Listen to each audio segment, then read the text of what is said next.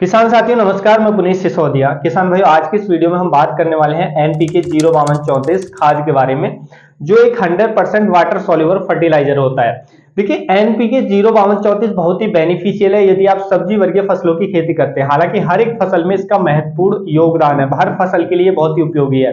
देखिए, ये हमारी फसलों के अंदर उत्पादन को बढ़ाता है, उसके साथ साथ फसलों में को जो कीट आते हैं, रोग आते हैं, उनको कम करने में ये हेल्प करता है। जी हाँ, जो हमारी फसलों पर जैसे हम यूरिया डालते हैं, यूरिया डालने से क्या होता है कि यूरिया ज्यादा देने से हमारी फसलों पर कीट व रोग ज्यादा आते हैं, यानी कि कीटों व रोगों को ज्यादा बढ़ावा मिलता है।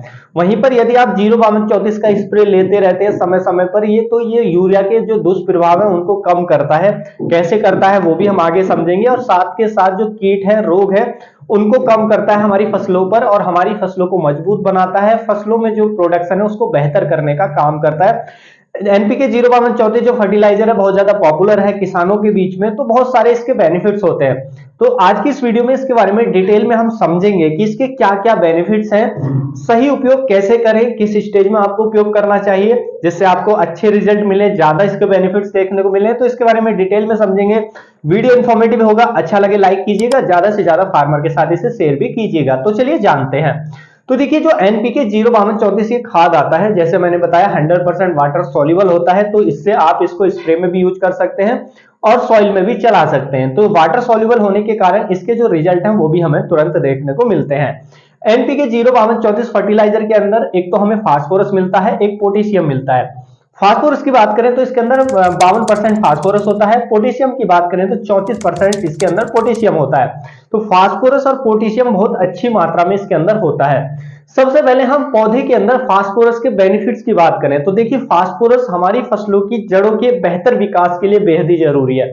फास्फोरस यदि हम देते हैं स्प्रे के माध्यम से, तो हमारी फसलों की जड़ों का विकास तेज होता है। अब स्प्रे के माध्यम से क्यों दे, हम सॉइल में क्यों नहीं दे सकते? क्योंकि देखिए, सॉइल में जो हम खाद देते हैं, जैसे फास्फोरस को हम सॉइल में डालते हैं, तो फास्फोरस क्या होता है, हाईली रिएक्टिव होता है। हाईली रिएक्टिव होने के कारण ये अदर जो तत्व पड़े हुए हैं भूमि के अंदर, उनके साथ क्रिया करके और ये अलग कंपाउंड बना लेता है, जिससे मिट्टी में फिक्स फॉर्म में चला जाता है और हमारे पौधे को अवेलेबल नहीं हो पाता है, जिसकी वजह से हमारे पौधे को हम सॉइल में देने के बावजूद भी हमारे प्लांट को उचित मात्रा में जो फास्फोरस है वो नहीं मिल पाता है, और जिससे जड़ों का विकास कम होता है। तो इसलिए हम स्प्रे में ज्यादा इसके रिजल्ट मिलते हैं। ज्यादातर हम ये जो यूज कर रहे हैं स्प्रे में यूज करें, और कम भी मात्रा लगेगी और रिजल्ट भी आपको अच्छे देखने को मिलेंगे एनपीके 05234 फर्टिलाइजर के। उसके साथ साथ ये हमारी फसलों को में जो फ्लोवरिंग है, फ्लोवरिंग को बढ़ाता है, यानी कि इसके उपयोग से जो फूल है वो अच्छे आते हैं। साथ के साथ जो फास्फोरस है वो हमारे फलों के अच्छे विकास में भी बहुत ही महत्वपूर्ण भूमिका निभाता है। तो फास्फोरस बेहद ही इंपॉर्टेंट है एक अच्छा उत्पादन लेने के लिए। उसके साथ साथ इसमें पोटेशियम होता है। पोटेशियम देखिए क्या क्या इसके बेनिफिट्स होते हैं। पोटेशियम के बहुत सारे बेनिफिट्स होते हैं। पहला बेनिफिट ये हमारे पौधे को मजबूत करने का काम करता है।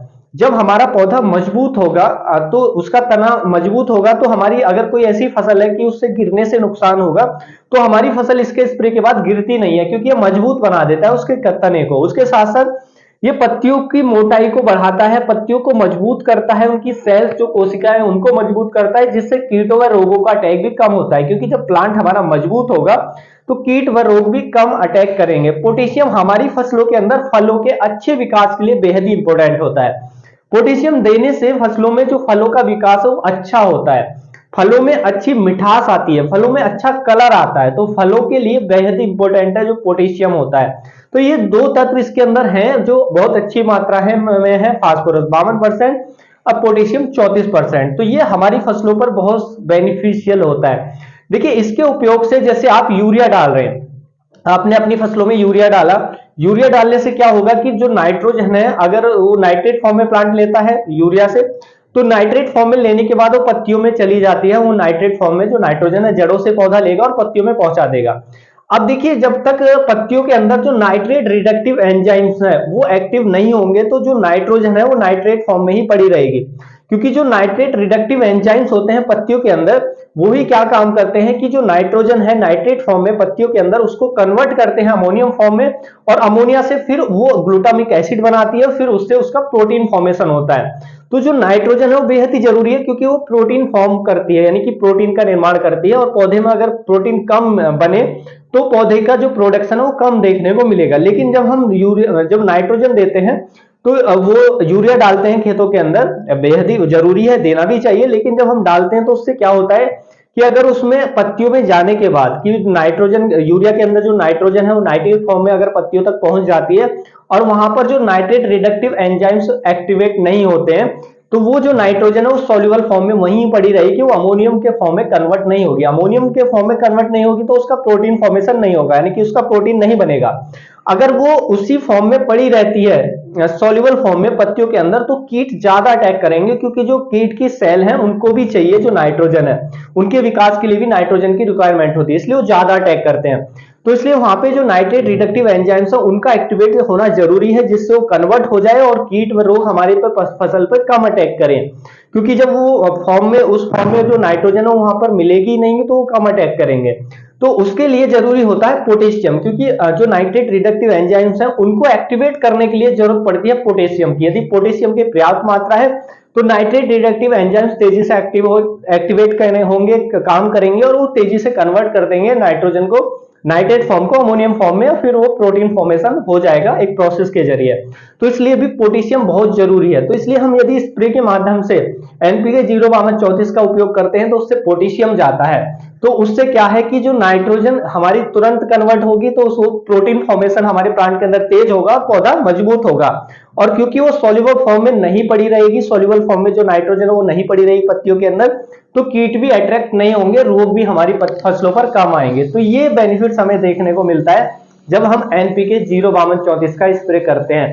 तो बहुत ही बेनिफिशियल ये खाद है, फर्टिलाइजर है, ये पौधे को मजबूत बनाती है, स्ट्रॉन्ग बनाती है, अधिक फूलों को बढ़ावा देती है, फलों का विकास अच्छा करती है, फलों में मिठास लाती है, उनका कलर लाती है। तो बहुत अच्छा खाद है, बहुत पॉपुलर भी है हमारे किसान साथियों के बीच में। अब बात करते हैं कि इसका हमें उपयोग कैसे करना है। जो एनपीके 05234 खाद है, इसका उपयोग हम कब कब कर सकते हैं, कितनी मात्रा में कर सकते हैं। देखिए, पहला जो उपयोग आपको करना है, ये करना है कम से कम प्लांटिंग के या बुवाई के, अगर प्लांटिंग की है तो उसके 10 से 15 दिन बाद, 12 से 15 दिन बाद आप इसका स्प्रे में यूज कर सकते हैं, स्टार्ट कर सकते हैं। इसको वीक में 2 बार भी दे सकते हैं, या एक दिन का स्प्रे गैप देते हुए दूसरे दिन, यानी एक दिन दिया गैप दे दें फिर दे दें, तो कोई दिक्कत नहीं आती है। आप इसका भी इस तरीके से भी दे सकते हैं, 4-5 स्प्रे के जल्दी, तो पौधे में मजबूती आती है, रूट फॉर्मेशन अच्छा होता है। तो प्लांटिंग के 15 दिन बाद आप स्टार्ट कर सकते हैं, और बुवाई की है तो बुवाई के 20 से 25 दिन बाद आप स्टार्ट कर सकते हैं। तो आप इसको दे सकते हैं। उसके साथ साथ जब हमारी फसल वेजिटेटिव स्टेज में होती है तो हम यूरिया डालते हैं। तो जब यूरिया आप डाल रहे हैं जमीन में, तो वहां से नाइट्रोजन की पूर्ति हो जाती है, क्योंकि यूरिया के अंदर जो नाइट्रोजन अच्छी मात्रा में मिलता होता है, और वो आसानी से प्लांट को मिल भी जाता है। तो उस समय भी आप इसका, जैसे आपने यूरिया दिया तो बीच बीच में यूरिया के बाद आप इसका स्प्रे लेते रहें, क्योंकि इसके स्प्रे से जो हमारे यूरिया के दुष्प्रभाव है वो हमें देखने को नहीं मिलेंगे, यानी कि जो कीटों का अटैक ज्यादा होता है यूरिया की वजह से, वो कम हो जाएगा, और पौधे में एक अलग ही मजबूती आपको देखने को मिलेगी, और जिससे फसलों की जो जड़ों का विकास है वो भी आपको बेहतर देखने को मिलेगा। तो आप इस तरीके से उपयोग कर सकते हैं। डोज क्या रखनी है, यदि पौधा छोटा है, आप छोटे पौधे में दे रहे हैं तो 3 ग्राम पर लीटर पानी में मिलाकर दे सकते हैं। लेकिन अगर आपकी फसल 1 मंथ से ऊपर हो गई है, 1.5 मंथ की आपकी फसल हो गई है, तो उस समय आप इसकी 5 ग्राम पर लीटर पानी में मिलाकर भी इसका स्प्रे स्टार्ट कर सकते हैं अपनी फसलों पर, कोई दिक्कत नहीं है, बहुत अच्छे आपको रिजल्ट देखने को मिल जाएंगे। उसके साथ साथ आप इसको फ्लोवरिंग स्टेज में भी उपयोग कर सकते हैं, फ्लोवरिंग से जस्ट पहले इसका उपयोग करें, और इसका कॉम्बिनेशन आप कर सकते हैं बोरॉन के साथ। तो इससे आपकी फसलों पर जो फूल हैं वो अधिक आएंगे। फूलों में अगर बोरॉन भी इसके साथ ऐड करते हैं तो फूलों में जो पॉलिनेशन होता है, परागण होता है, वो भी प्रॉपर होगा, क्योंकि जो बोरॉन होता है वो फूलों के अंदर एक पराग नली होती है, उसकी लंबाई को बढ़ाने में, उसकी लेंथ को इंक्रीज करने में हेल्प करता है, जिससे पॉलिनेशन प्रॉपर होता है। तो इससे फ्रूटिंग, जो हमारे फूल हैं वो फ्रूटिंग में कन्वर्ट होंगे, यानी कि फलों में कन्वर्ट हो जाएंगे, और हमें अच्छा उत्पादन देखने को मिलेगा। उसके साथ साथ आप इसका फ्रूटिंग स्टेज में भी उपयोग कर सकते हैं, यानी कि फल बनने की अवस्था में भी, जिससे आपके जो फलों का साइज बेहतर बनेगा, फलों के स्वादिष्ट होंगे, उनकी मिठास बढ़ेगी और उनका कलर भी अच्छा आएगा। तो फ्रूट डेवलपमेंट के लिए भी बहुत अच्छा रहता है एनपीके 05234। तो इस तरीके से आप इसको उपयोग कर सकते हैं। डोज रख सकते हैं 5 ग्राम पर लीटर। स्प्रे में यूज करें, डोज कम लगेगी लेकिन रिजल्ट आपको बहुत अच्छे देखने को मिलेंगे। हालांकि हम इसको ड्रिप के माध्यम से भी चला सकते हैं, उसकी डोज आपको फिर ज्यादा रखनी है। उसके आप 4 से लेकर 5 केजी पर एकड़ के हिसाब से रख सकते हैं। ड्रिप के माध्यम से चला रहे हैं तो इस तरीके से इसकी डोज रख सकते हैं, तो बहुत ही बेनिफिट्स आपको देखने को मिलेंगे। तो उम्मीद है किसान भाइयों जो आज की जानकारी है आपको अच्छी लगी होगी। जानकारी अच्छी लगी तो वीडियो को लाइक कीजिएगा, ज्यादा से ज्यादा फार्मर के तक इसे पहुंचाने में हमारी हेल्प कीजिएगा। उसके लिए इसको शेयर करें और वीडियो पे नए हैं, चैनल पर नए हैं तो सब्सक्राइब भी जरूर करें। मिलूंगा मैं आपको एक और नई वीडियो में नई जानकारी के साथ, तब तक के लिए आप अपना ख्याल रखें। धन्यवाद।